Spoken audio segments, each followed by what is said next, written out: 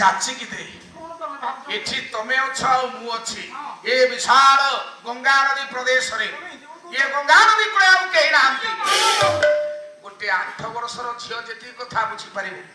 गोटे 24 वर्षर पुओ सेती की बुझी पारिबोनी एठी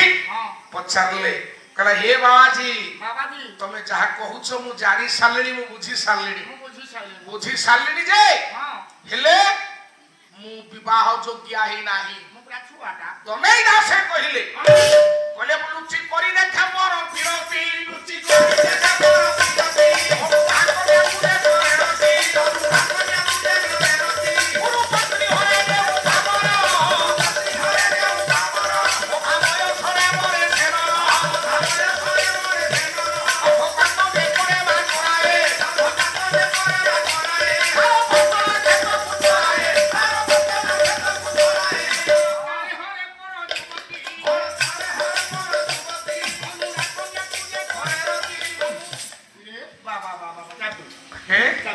हाँ चापी रे अच्छा सुनिल ये कहले कहले अनुराधा कन्या को चेक करे रती बलात्कार घरे पर युवती आयुष थाउ थाउ से बुरीबाटा सत्य 8 वर्षर एडी की बकटे झियो केते उपदेश बाहरी की देला सारा विश्व जहां को ना सुनले भय करे प्रकम्पित होए सौचती बाजी बाबाजी पराशर महाज्ञानी महाविज्ञ महाप्राज्ञ बाजी पराशर सेठी झियो जेतले एक कथा कहला आया ये तो लक्षक काले भोग सरी जीवो बाबाजी तरतर होछंती संगे संगे देखंतो आज्ञा विश्व पाई बाबाजी पराशर कर की अवदान की अतुलनीय अवदान रहिछि निज शिविर साधनारु किछि विनियोग कले ईश्वर बाबू ये शिविर साधनारु किछि विनियोग कले वर्ष वर्ष दिन साधना करथिले घोड़ी टिके छिछि दे आज्ञा झियोटा संगे संगे विवाह योग्य हे गला लो मां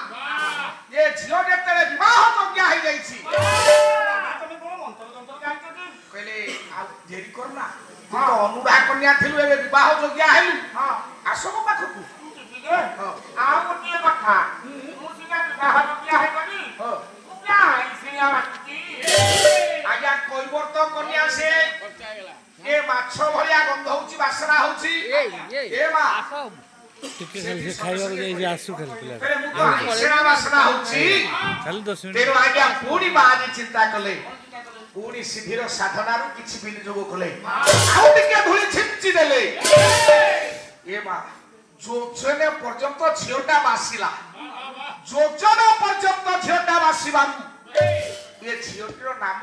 सेइद्र ठाकु हेला आज्ञा थिला मत्स्यगंधा आज्ञा हेला सारे जोजनगंधा बोली नाटिए देले अखिल बाबू पुणी बाजी डाकिले कहले आसो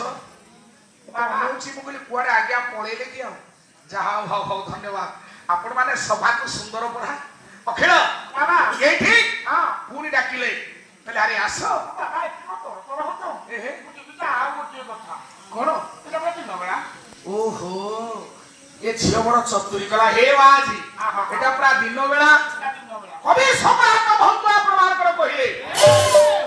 दिलीप आज्ञा भंग साहित्य रु बोलुटिए बोलिबा आज्ञा कहला पाहिला पाहिला रजनी श्याम ए श्याम पाहिला पाहिला रजनी श्याम श्याम छारो बो नंदगानी श्याम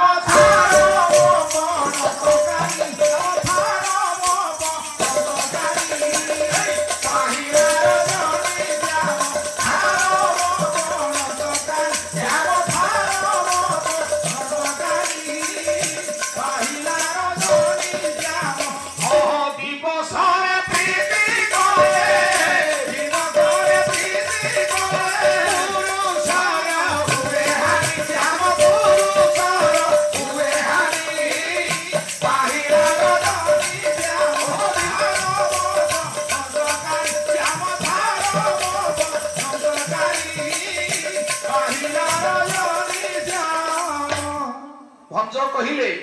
पाहिला रजनी श्याम छाड़ा मो पणत कानी ए मा दिवस रे प्रीति कले क्षति नारी रो हुए ना क्षति पुरुष रो हुए तेनु पुरुष रो हुए हानि तेनु झियो कला हे बाजी ଆପଣ କଣ ଜାଣି ନାହାନ୍ତି ମୁଁ ଏ ହେଉଛି ଦିନ ବେଳା ତେଣୁ ଆପଣଙ୍କୁ ରବିରାମ ଦେଇପାରିବି ନାହିଁ ସେଇଠି ଦେଖନ୍ତୁ ଆଜ୍ଞା ବିଶ୍ୱ ପାଇଁ କି ଅବଦାନ ବାଜି ସମ୍ରାଟ ପରାଶରଙ୍କର ସେଇଠି ପୁଣି ଧୂଳି ଟିକେ ଛିଞ୍ଚି ଦେ ମହାବିଜ୍ଞ ମହାପ୍ରାଜ୍ଞ ବାଜି ପରାଶର ସନ୍ଥ ପରାଶରରେ ଧୂଳି ଟିକେ ଛିଞ୍ଚି ଦେଲେ ଲୋ ମା ଗୋଟେ ବିଶାଳ ଅନ୍ଧାର କୁହୁଡ଼ି ମାଡ଼ି ଆସିଲା କହିଲେ ରାତି ତ ହେଇଗଲା ଆସ ପୁଣି ଝିଅଟି ମନା କଲା ଆଉ ଗୋଟିଏ କଥା କଣ ମନାବ କେତେ ଚତୁରୀ ଆଜ୍ଞା ଦେଖନ୍ତୁ ଏ ଦୈହିକ ପ୍ରେମ କରିବା ପାଇଁ ନୁହଁ କେବଳ ବିଶ୍ୱର କଲ୍ୟାଣ ପାଇଁ କାରଣ ସେତିକି ସେଦିନ ସେ ନ କରିଥିଲେ ହୁଏତ ଭଗବାନ ବ୍ୟାସ ଆଜ୍ଞା ଜନ୍ମ ହେଇ ପାରିନଥାନ୍ତେ ତେଣୁ କହିଲେ ହେ ବାବାଜୀ ଇଏ ପୁରା ଧର୍ମ ନାମ ଇଏ ଧର୍ମ ନାମରେ ପ୍ରୀତି ନାହିଁ ତେଣୁ କେମିତି ହବ ପୁଣି ଧୂଳି ଟିକେ ଛିଞ୍ଚି ଦେଲେ ଯେତେବେଳେ ଧୂଳି ଟିକେ ଛିଞ୍ଚି ଦେଇଛନ୍ତି ଧର୍ମ ନାମ ଜାଗାରେ ଗୋଟେ ବିରାଟ ବାଲି ଦୀପ ହେଇଗଲା ଲୋ ମା ଗୋଟେ ବାଲି ଦୀପ ହେଇଗଲା ଅନ୍ଧାର କୁହୁଡ଼ି ମାରି ଆସିଲା ବାଜି ଟିକେ ଚାହିଁଦେଲେ ଝିଅଟାକୁ ଚୌପଦୀ ବୋଲୁଥିଲେ ପରା ଶୁଣା ହେଇନା ଗୋଟେ ଚତୁଷ୍ପଦୀ ବୋଲିବା ଚତୁଃ ପଦାନାଂ ଇତି ଚତୁଷ୍ପଦୀ ଚାରି ପାଦ ବିଶିଷ୍ଟ ଗୀତକୁ ସାର୍ ଚୌପଦୀ କୁହାଯାଏ ଗୋଟେ ଚୌପଦୀ ଗାଇବା ଲେଖକ କିଏ ଆପଣଙ୍କର ଓଡ଼ିଶାର ପ୍ରାଚୀନତମ ପାଲା ଗାୟକ ଗୋଳବାଇ ବାଙ୍କା ବାଙ୍କାଙ୍କର ଗୋଟେ ସୁନ୍ଦର ଚତୁଷ୍ପଦୀ ବୋଲିବା ଏଇଠି ବାଜି ପରାଶର ଚାହିଁଦେଲେ ଝିଅକୁ ହେଲା ରେ ଏ ଝିଅ ଏ ମନ ନାଖି ନବୀନାଙ୍କୁ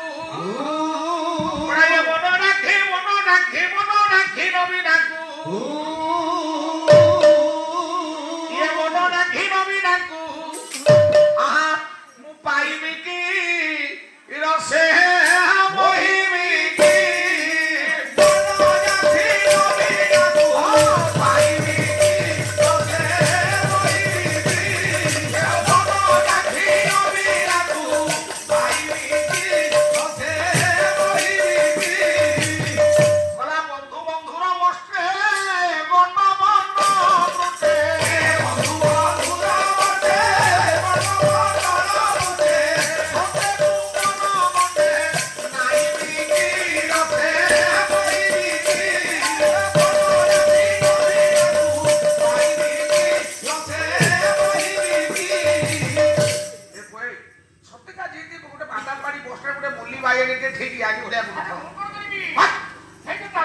ବାଦାମବାଡ଼ିରେ ପାଲାକୁ ଆସିଲା ବେଳକୁ ମୁଁ ଦେଖିଛି ଇଆଡି ଭଳିଆ ଗୋଟେ ଭାଇଆଟେ ତା ନା ମଲ୍ଲି ଭାଇଆଟେ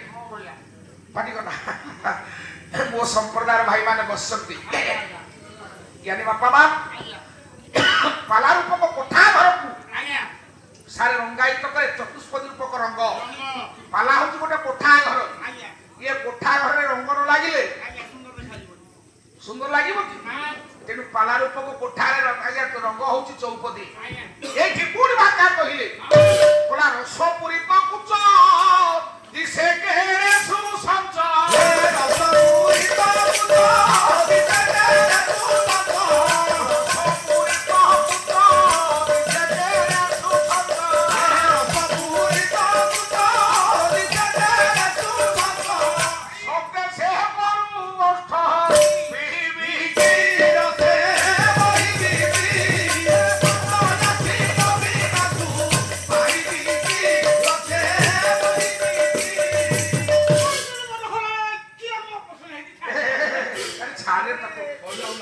ସମସ୍ତଙ୍କୁ ଓଇଠା ମାରୁଛୁ ସେ ଛାଡ଼ି ମାରୁଛୁ ହେ ଜ୍ଞାନେନ୍ଦ୍ର ପୁଙ୍ଗବ ଏଇଠି କହିଲେ କଲା କହଇବା କରିବି ଇଏ ରସି କହଗୁଣ ଦେବି କହଇବା କରିବି ରସି କହଗୁଣ ଦେବି କହଇବା କରିବି ରସି କହଗୁଣ ଦେବି କହଇବା କରିବି ରସି କହଗୁଣ ଦେବି ଏ ବୁଆ କଲା ସତ୍ୟରାମକୁ ଅଙ୍କେ ବାବାଜୀ ପରାଶର ଭାବୁଛନ୍ତି କି ଆଜି ମଣ୍ଡଳୀ ଇଏ ସାଇବି କି ରସେ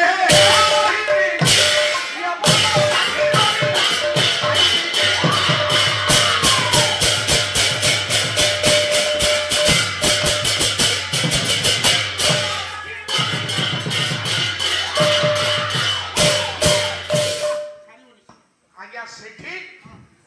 ବାଜି ପରାଶର ଡାକିଲେ ହଁ ହୁସିଆର ଅଛି ପିଲା ଲୋକ ଯାହା ହଉ ମୁଁ ତାକୁ ଆଶୀର୍ବାଦ ଧନ୍ୟବାଦ ଦଉଛି ଭଗବାନ ତାକୁ ଆଶୀର୍ବାଦ କରନ୍ତୁ ଅଖିଳ ବାବୁ ଆଜ୍ଞା ସେଇଠି ବାହାରି ପରାଶର ଏବଂ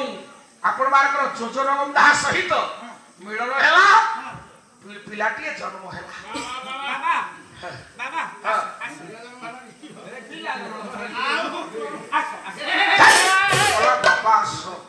ଏଠି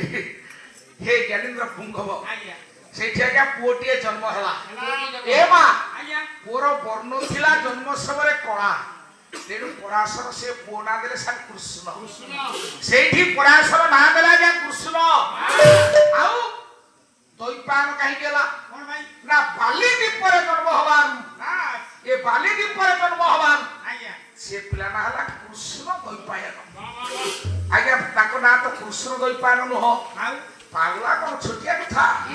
ତାଙ୍କ ନାଁ ବ୍ୟାସ ବୋଲି ପରବର୍ତ୍ତୀ ପର୍ଯ୍ୟାୟରେ କୁହାଗଲା ମୋ ସାର୍ ମାନେ ବସିଛନ୍ତି ବ୍ୟାସ ଶବ୍ଦର ଅର୍ଥ କଣ ଆଜ୍ଞା ଏମିତି ମୂଲ୍ୟବାନ କଥା ଆଲୋଚନା ନହେଲେ ପାଲା ବଳିଷ୍ଠ ହୁଏ ନା Vyasa Vyasa is particular not a person Vyasa ଜଣଙ୍କର ନାଁ ନୁହଁ ଅଖିଳ Vyasa is a state Vyasa is a fact Thank you very much. ଓହୋ କାଉ ଧାନ ଖାଇଲେ ବଗ ଧାନ ଖାଇଲେ କଣ ହବ ଜାଣିଛୁ ତଣ୍ଟିରେ ଲାଖିବ ମରି ଏ ଜ୍ଞାନୀ ବାପା ମା ଏଠି ସଙ୍ଗେ ସଙ୍ଗେ ଆଜ୍ଞା ତାଙ୍କ ନାଁ ବ୍ୟାସ କାହିଁକି ହେଲା ସାର୍ ସତ୍ୟ ଯୁଗରେ ସାରେ ବେଦ ହଉଛି ତ୍ରୟୀ ବେଦ 3 ସତ୍ୟ ଯୁଗରେ ଦ୍ୱାପର ଯୁଗରେ ତ୍ରେତୟା ଯୁଗରେ ସାରେ ବେଦ 3 ସାରେ ଦ୍ୱାପର ଯୁଗରେ ମଧ୍ୟ ବେଦ 3 ବେଦ ଯେତେବେଳେ ବୋଧତନ୍ତ୍ର ନ ହେଲା ଜନାତୃତ ନ ହେଲା ଲୋକାଭିମୁଖୀ ନ ହେଲା କୃଷ୍ଣ ଦୈପାୟନ ବ୍ୟାସ ବିଚାର କଲେ ବ୍ୟାସ ଶବ୍ଦର ଅର୍ଥ ହଉଛି ବିଭାଗୀକରଣ କରିବା ସେ କଣ ବିଭାଗୀକରଣ କଲେ ଜଗନ୍ନାଥ ଦାସଙ୍କ ଭାଗବତ କହିଲେ ଅଖିଳ ବାବୁ କଳା ବେଦରେ ଥିବା 3 ଖଣ୍ଡ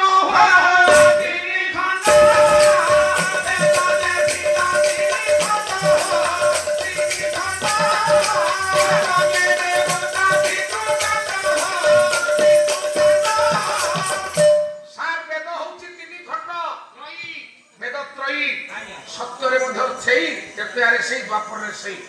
যজ্ঞ উদ্দেশ্যরে সারে দেবতা মানক উদ্দেশ্যরে পিতৃলোক উদ্দেশ্যরে কিন্তু বোধগম্য হই পারলা নাহি জনাতৃত হই পারলা নাহি তেণু কোন কলে না তাকর বলিষ্ঠ শিষ্য তিনজনকু আজ্ঞা ডাকিলে সার সেতিকি বেলে অষ্টাদশ পুরাণ রচনা সরিলানি অষ্টাদশ পুরাণ সেতিকি আজ্ঞা রচনা সরিছি এ 3 শিষ্যকু ডাকিলে সে 3 শিষ্য কিয়ে কলে পহিল ঋষিকু ডাকিলে এ প্রথম বেদ পড়াইলে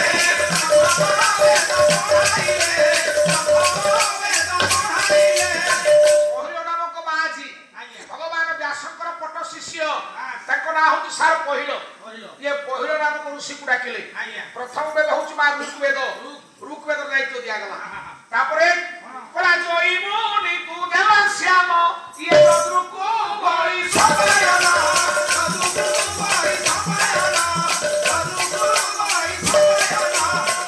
ଆଜ୍ଞା ଜୟମୁନି ଋଷିକୁ ଚତୁର୍ବେଦ ଦାୟିତ୍ୱ ଦିଆଗଲା ଶ୍ୟାମ ବେଦ ଦାୟିତ୍ୱ ଦିଆଗଲା କାହାକୁ ନା ଚତୁର୍କୁ ବୈଶମ୍ପାୟନ ବୈଶମ୍ପାନ ନାମକ ଋଷିଙ୍କୁ ଆଜ୍ଞା ଆପଣଙ୍କର ଚତୁର୍ବେଦ ଦାୟିତ୍ୱ ଦିଆଗଲା ଅଖିଳ ବାବୁ ଏ 3 ଜଣ ଋଷିଙ୍କୁ 3 ବେଦର ଦାୟିତ୍ୱ ଦିଆଗଲା ପରେ ଆପଣଙ୍କର ଦ୍ୱାପର ଯୁଗରେ ସାର୍ ସୃଷ୍ଟି ହେଲା ଅଥର୍ବବେଦ ଅଥର୍ବବେଦ ସୃଷ୍ଟି ହେଇଛି ଦ୍ୱାପର ଯୁଗରେ ଏ 3 ଋଷିଙ୍କ ପାଇଁ ପହିଲ ଋଷି ଆପଣଙ୍କର ବୈଶମ୍ପାୟନ ଏବଂ ଆପଣମାନଙ୍କର ଯୌମିନୀ ଏ 3 ଋଷିଙ୍କ ଲାଗି ଚତୁର୍ଥ ବେଦ ଅଥର୍ବବେଦ ଆଜ୍ଞା ସୃଷ୍ଟି ହେଇଛି ତେଣୁ ତାଙ୍କ ନାଁ ହେଇଛି ସେତେବେଳେ ବ୍ୟାସ ତା ପୂର୍ବ ଥିଲା କୃଷ୍ଣ ଦୈପାୟନ ଅଖିଳ ତାହେଲେ ଏଇଠି କହିଲେ ତସ୍ୟ ମୂଳ କୃଷ୍ଣ ବ୍ରହ୍ମସ୍ୟ ବ୍ରାହ୍ମଣସ୍ୟ ଆରେ ପୋ ବ୍ରାହ୍ମଣ ଶବ୍ଦଟା କାହିଁକି ଥୋଇଲେ ଏଇଟା ସାରା ରାତିକର ପାଠ এটা গোটে রাতির পাঠ সংক্ষিপ্তর আপনার আগে কহিদৌছি এ কেতে বাটকু ভাইনা তুমি জানি না তেণু কৃষ্ণ বলি কহিল কৃষ্ণ মতে কহ হেউছন্তি কৃষ্ণ দৈপায়ন কেতে বড় কথা আপনার মু টিকে সূচাই দউছি মা মানে টিকে ধ্যান দেকি শুণ ସତ୍ୟ ଯୁଗରେ ଅଖିଳ ଆଜ୍ଞା କେତେ ମୂଲ୍ୟବାନ କଥା ଭିତରେ ଲୁଚିକି ଅଛି ଗୋଟାକ ପଦରେ ଠିକ ଠିକ ଠିକ ସତ୍ୟ ଯୁଗରେ ହଁ ସାରେ ପ୍ରୀତି କଲେ ଆପଣମାନଙ୍କର ବ୍ରହ୍ମା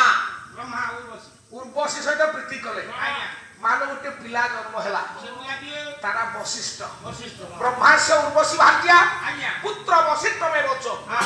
ଶ୍ଲୋକ ଗାଇବାକୁ ବେଳ ନେଇ ଖାଲି ଓଡ଼ିଆଟା କହିଦେଉଛି ଆଜ୍ଞା ଆଜ୍ଞା ପୁତ୍ର ବଶିଷ୍ଠ ମେ ବଚ ଆଜ୍ଞା ଆଜ୍ଞା ସେ ପିଲା ହଉଛି ବଶିଷ୍ଠ ଆଜ୍ଞା ସେ ବଶିଷ୍ଠ କଣ କଲେ କଣ କଲେ ନା ସିଏ ଦେଖନ୍ତୁ ଆଜ୍ଞା ତାଙ୍କ ମା ହଉଛି ବେଶ୍ୟା ମିଶା ଉର୍ବଶୀ ଉର୍ବଶୀ ଆଜ୍ଞା ତାପରେ ତାପରେ ତାକୁ ଜାତି ମିଳେନି ଆଉ ଆଜ୍ଞା ହଉ ନାଇଁ ସେ ତ ଜାଣି ଅକ୍ଷୟ ବାବୁ ଆଜ୍ଞା ସେଇ ବଶିଷ୍ଠ ହଁ ଗଙ୍ଗା ନଦୀରେ ସାରେ ବାରୁଣୀ ପଡିଛି ଆଜ୍ଞା ଏ ବାରୁଣୀ ସ୍ନାନ କରିବା ପାଇଁ ଆଜ୍ଞା ହଜାର ହଜାର ସଂଖ୍ୟାରେ ଋଷି ମଣ୍ଡଳୀ ଯାଇଛନ୍ତି ଆଜ୍ଞା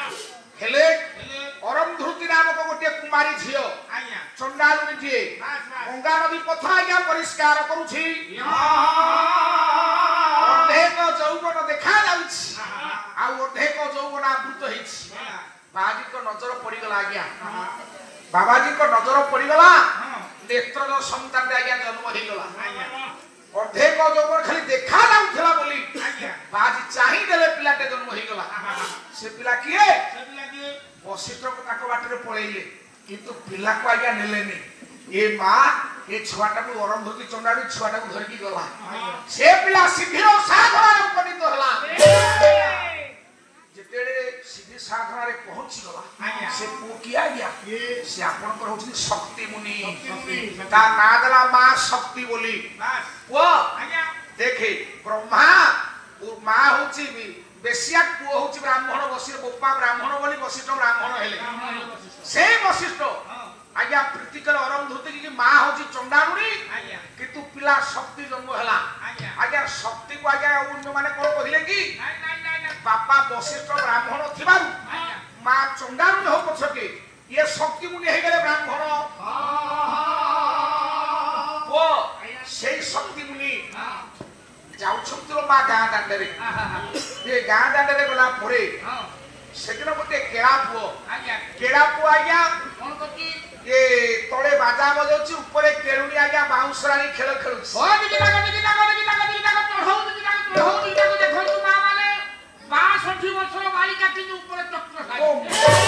ଚଣ୍ଡାଳ ବଳା 62 ବର୍ଷର ବାଳିକା ଏ ମା ମାନେ ଟିକେ ଆଉ ବସ ଆଉ କେତେ ସମୟ କାହିଁକି ହଉଛ ଆଜି ପରା ହରିବୋଲ ଦେଇକି ଯିବା ମୁଁ ତମ ସେ କାଲିର ହଳଦୀ କଥା କହିବିନି ଶୁଣିବନି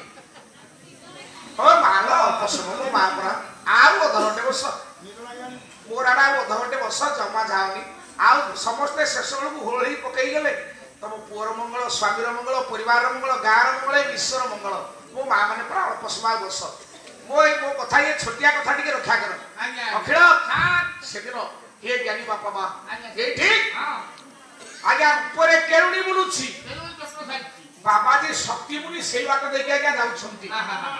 ଅର୍ଦ୍ଧେକ ଯୌବନ ଦେଖା ଯାଉଛି ଆଉ ଅର୍ଦ୍ଧେକ ଯୌବନ ଆବୃତ ଅଛି ବାବାଜୀ କହିଲେ କେଡେ ସୁନ୍ଦରୀ ଝିଅଟେ ଉପରେ ବୁଲୁଛି ଆଖିରେ ଖାଲି ଆଜ୍ଞା ଚାହିଁଦେଲେ ଆଖିରେ ଚାହିଁଦେଲେ ଯେ କେଳୁଣି ଉପରେ ବୁଲୁଥିଲା ଏ ପିଲା ସାଙ୍ଗେ ସାଙ୍ଗେ ଆଜ୍ଞା ଜନ୍ମ ହେଇଗଲା ପିଲା ଜନ୍ମ ହେଇଗଲା ତଳେ ତ କେଳା ବାଜା ବଜାଉଥିଲା ଏ ମା କେଳା ସାଙ୍ଗେ ସାଙ୍ଗେ ପିଲାଟାକୁ ଧରି ପକେଇଲା କଣ ନାଁ ଦେଲା ଆଜ୍ଞା ସେ ସିନା ଶକ୍ତି ମୁନି ଚାହିଁଦେଲେ ପିଲା ଜନ୍ମ ହେଲା କେଳୁଣି ଗର୍ଭରୁ ପିଲା ନେତ୍ରଦ ସନ୍ତାନ ଜନ୍ମ ହେଲା କହିଲା ପର ଆସରାରେ ବୁଲୁଥିଲା ବାହା ନାମ ତୋର ପରାଶର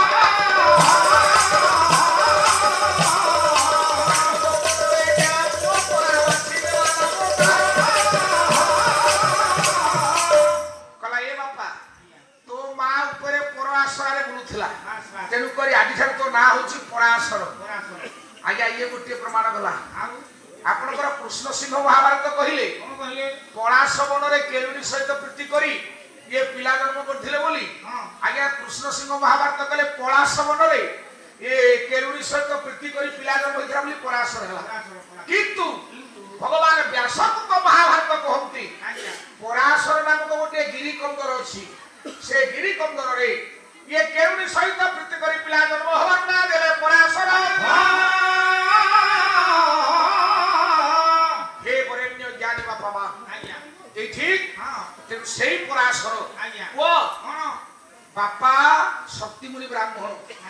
ମା ହେଲା କେଳୁଣୀ ପରାଶର କଣ ହେଲା ଆଜ୍ଞା ବ୍ରାହ୍ମଣ ହେଲେ ନା ସାର୍ ପରାଶର ହେଲେ ବ୍ରାହ୍ମଣ ପରେ ଆଚ୍ଛା ପରାଶର ଆଜି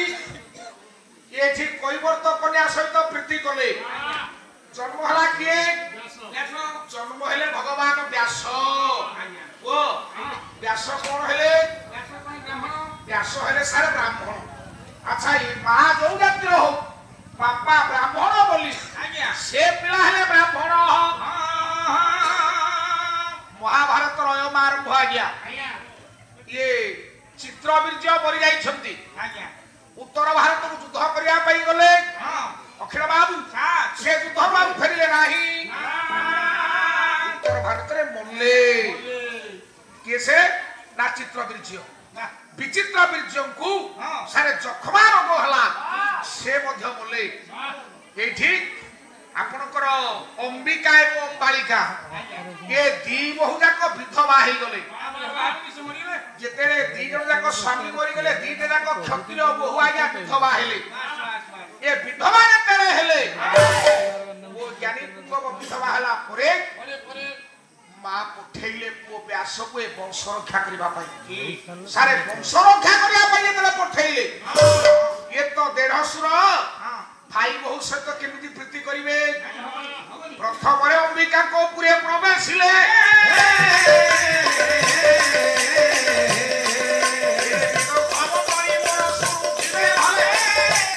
ଆଜ୍ଞା ଯାଇକି ଅମ୍ବିକାଙ୍କ ଉପରେ ପହଞ୍ଚିଲେ ଯେତେବେଳେ ଅମ୍ବିକାଙ୍କ ଉପରେ ପହଞ୍ଚିଲେ ଭାଇ ବୋହୂକୁ ଦେଢଶୁର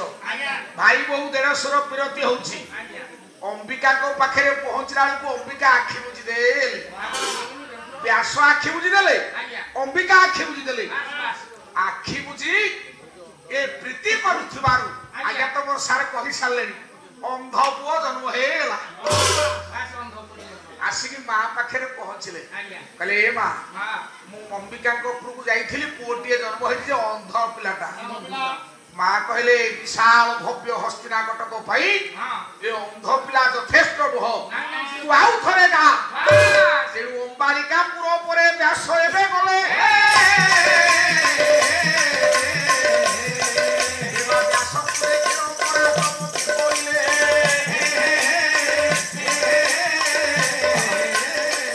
ଅମ୍ବାଳିକାଙ୍କ ଉପରକୁ ଯେତେବେଳେ ଗଲେ ଅମ୍ବାଳିକା ଯେତେବେଳେ ଦେଖି ଯାଇଛନ୍ତି ଭଗବାନ ବ୍ୟାସଙ୍କୁ ସେ ସମ୍ପୂର୍ଣ୍ଣ ପଣ୍ଡ୍ରବର୍ଣ୍ଣ ପଡିଗଲେ ତାଙ୍କ ତେଜ କମିଗଲା ପଣ୍ଡ୍ରବର୍ଣ୍ଣ ପଡିଗଲେ ଅଖିଳ ଯେତେବେଳେ ତେଜ କମିଗଲା ଗୋଟେ ପ୍ରଚଣ୍ଡ ତେଜସ୍ୱୀ ଲୋକକୁ ଦେଖିଲେ ତେଜ କମିଯାଏ ମୁଁ ପ୍ରଥମ ଦିନ ଖାଲି ଭାଇନାକୁ କହିଲି ଯେ ଭାଇନା ତମ ତେଜ କିଆ କମୁଛି ଏଇଟା ବର୍ଷା ଘରେ ଆଜି ଯାଇ କହିଲେ ତମେ ପେଣ୍ଡାଲରେ ଏମିତି କହିବା କଥା କହିଲେ ତମେ ଆଗରୁ ଯେମିତି ସୁନ୍ଦର ଦିଶୁଥିଲ ତମ ମୁହଁ ତ ଟିକେ କେମିତି କଳା ପଇଲାଣି ତମର କଣ ହେଇଛି କାହିଁକି ତମ ତେଜ କମୁଛି ମୁଁ କହୁନି ଯେ ସେ ମତେ ଦେଖିକି ତାଙ୍କ ତେଜ କମିଛି हे ज्ञानेन्द्र पूर्व तेणु ये अंबालिका तेज कमिगला पंद्रवर्ण पड़गला अंबालिका आज्ञा संगे संगे ये जो छुआटा जन्म है व्यास प्रीति रे से पिला पंद्रवर्ण पड़गला आज्ञा पिला पंद्रवर्ण पड़ा बोली ये पंद्रवर्ण पड़ू पंडू नाम देले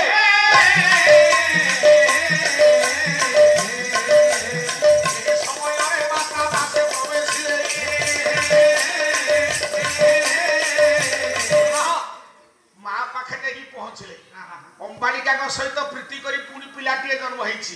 ता ना देई आसिले पंडू प्रथम रे धृतराष्ट्र अखिल मा मन पाइलानी कला ये हस्तिना पे ये यथेष्ट नु कि से यथेष्ट नुह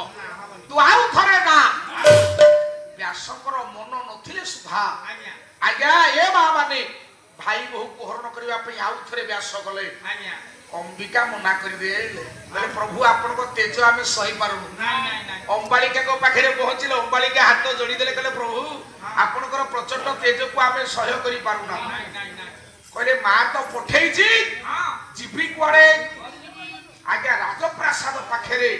गोटे सुंदरी दासी दी थिला सात कहलेनी ये प्रियंवदा नामक दासी दासी पाखे जाई पहुंचिले ଯେତେବେଳେ ଦାସୀ ପାଖରେ ପହଞ୍ଚିଲେ ଆଜ୍ଞା ଦାସୀ ଭଗବାନ ବ୍ୟାସଙ୍କୁ କୋଳେଇ ନେଲେ ପଦ ପ୍ରକ୍ଷାଳନ କରିଦେଲେ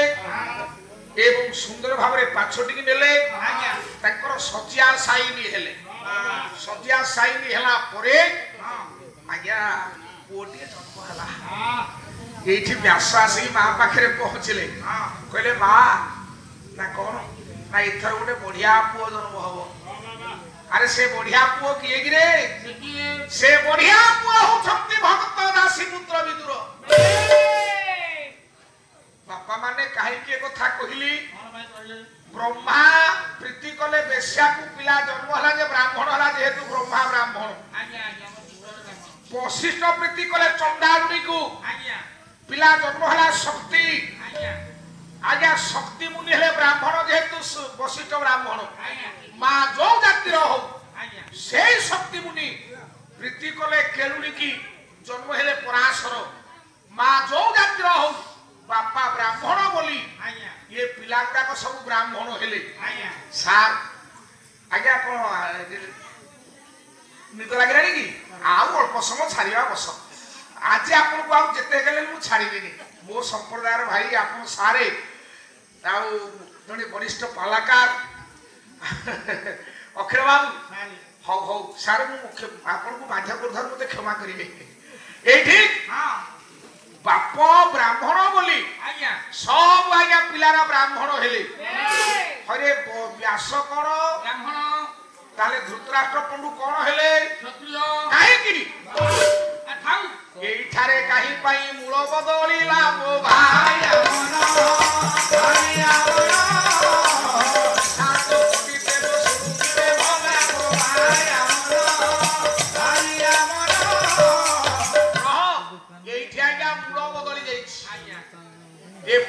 तो व्यासक पर्यंत ब्राह्मण होइके आसिले